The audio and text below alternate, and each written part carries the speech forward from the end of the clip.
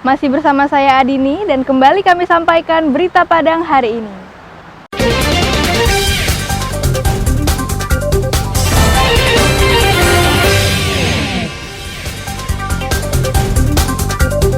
Empat nagari di Timpeh Darmasraya terendam banjir. Lomba robot soccer dan robot sumo buatan pelajar Indonesia digelar di Payakumbuh.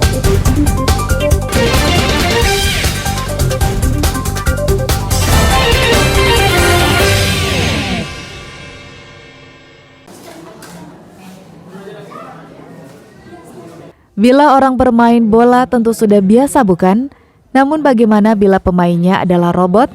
Tentu menjadi hal yang unik dan menarik. Tambah menarik lagi kalau yang membuat robotnya adalah pelajar setingkat SMP dan SMA. Untuk menampung dan meningkatkan kemampuan pelajar dalam membuat robot ini, Madrasah Aliyah Negeri 1 Payakumbuh mengadakan perlombaan robotik. Kontes robot ini diikuti oleh puluhan pelajar dari Sumatera Barat, Sumatera Utara, Sumatera Selatan, dan Riau. Para pelajar terlihat antusias dan bersemangat mengikuti lomba. Tidak hanya bermain bola, namun robot yang dibuat oleh para pelajar ini juga diadu ala olahraga Jepang, yakni sumo. Keseruan terlihat di arena pertandingan robot bermain bola. Dua tim robot diadu untuk menjebol gawang lawan. Peserta harus mengendalikan robotnya untuk bisa mengalahkan lawan, layaknya pertandingan sepak bola. Satu tim terdiri dari 2 robot dan 2 pengendali. Robot-robot ini dikendalikan dengan menggunakan remote control wireless. Tidak jarang, robot-robot ini berbenturan saat merebut bola dan menggiring bola untuk menciptakan gol. Tidak hanya lomba robot bermain bola saja yang digelar, tidak kalah serunya pertandingan robot sumo.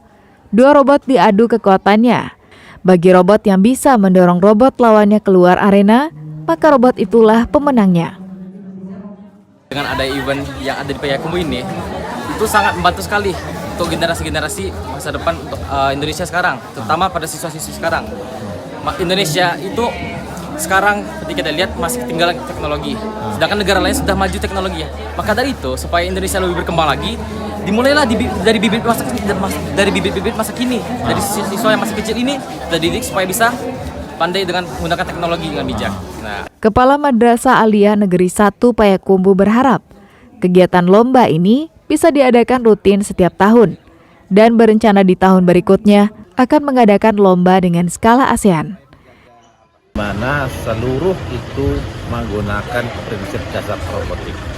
Nah, sementara anak-anak kita sekarang sebagian besar itu tercandu-candu dengan gawai, sehingga mereka itu banyak membuang waktu percuma.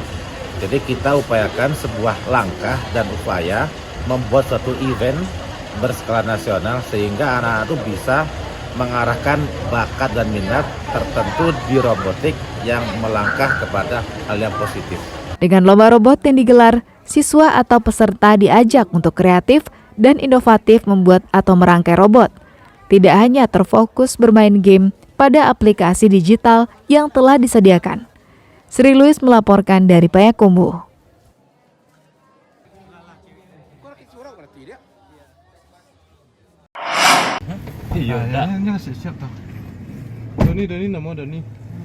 Seorang guru honor di Kabupaten Sijunjung diduga mencabuli murid-muridnya sendiri.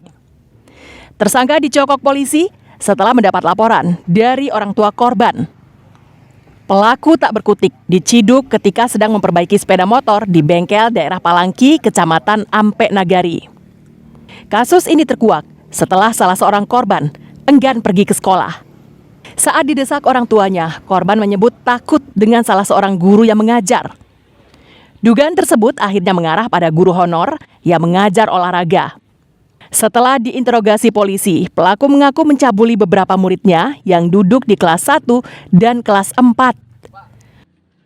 Itu merupakan guru honorer di salah satu SD di Kabupaten Sijunjung yang melakukan perbuatan cabul terhadap kurang lebih 9 orang anak muridnya. Setelah korban dan pelaku masuk ke ruang UKS, pelaku langsung menutup seluruh tirai jendela dan pintu. Setelah itu bukannya memperbaiki celana atau baju korban, pelaku malah mencabuli korban. Pelaku dijerat dengan Undang-Undang Nomor 35 Tahun 2014 tentang Perlindungan Anak dengan ancaman hukuman 15 tahun penjara. Tak hanya itu, pelaku pun dipastikan akan kehilangan pekerjaannya. Eko Pangestu melaporkan dari Sijunjung.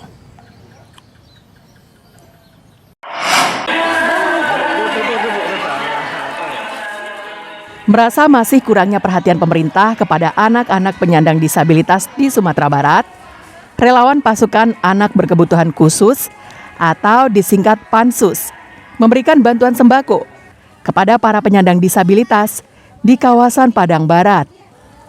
Pemberian bantuan berupa sembako dan kursi roda diberikan langsung kepada penyandang disabilitas melalui orang tua masing-masing. Ini merupakan bentuk perhatian kepada anak-anak penyandang disabilitas. Keperluan anak-anak penyandang disabilitas terbilang tinggi, mulai dari penggunaan Pampers setiap hari hingga makanan dan nutrisi tambahan agar kesehatan mereka tidak menurun. Penyandang disabilitas tidak hanya cacat dari lahir, tapi daya tahan tubuh mereka juga lemah terhadap serangan penyakit. Diharapkan, bantuan yang diberikan relawan Pansus bisa sedikit mengurangi beban biaya hidup penyandang disabilitas. Yang pertama, pengalaman yang berharga sekali itu ilmu ikhlas, Pak. Ikhlas, sabar, semangatnya lebih luar biasa lagi, kuat dan karena dengan adanya komunitas ya, kita merasa tidak sendiri, ternyata banyak teman-teman kita yang seperjuangan dengan kita. Yosida, salah seorang relawan Pansus mengatakan, tidak semua anak-anak penyandang disabilitas yang dapat bantuan pemerintah. Sebagian kecil masih lepas dari pantauan, terutama mereka yang berasal dari ekonomi menengah ke bawah. Setiap hari Sabtu, seminggu sekali kita jalan keliling ke rumah-rumah anggota kita, melihat secara langsung kondisi mereka, apa yang mereka butuhkan, terutama keluarganya, kondisi keluarganya bagaimana, kondisi rumahnya bagaimana gitu. Dan selama ini memang kita mandiri, donaturnya mandiri. Sekali sepekan, relawan Pansus ini mendatangi anggota keluarga anak berkebutuhan khusus untuk mengetahui kondisi mereka dan bersilaturahmi untuk saling menguatkan dan membantu kebutuhan mereka. Robiham melaporkan dari Padang. Pemirsa, demikianlah perjumpaan kita dalam Berita Padang hari ini. Saya Adini dan tim redaksi yang bertugas pamit undur diri. Selamat beraktivitas dan sampai jumpa.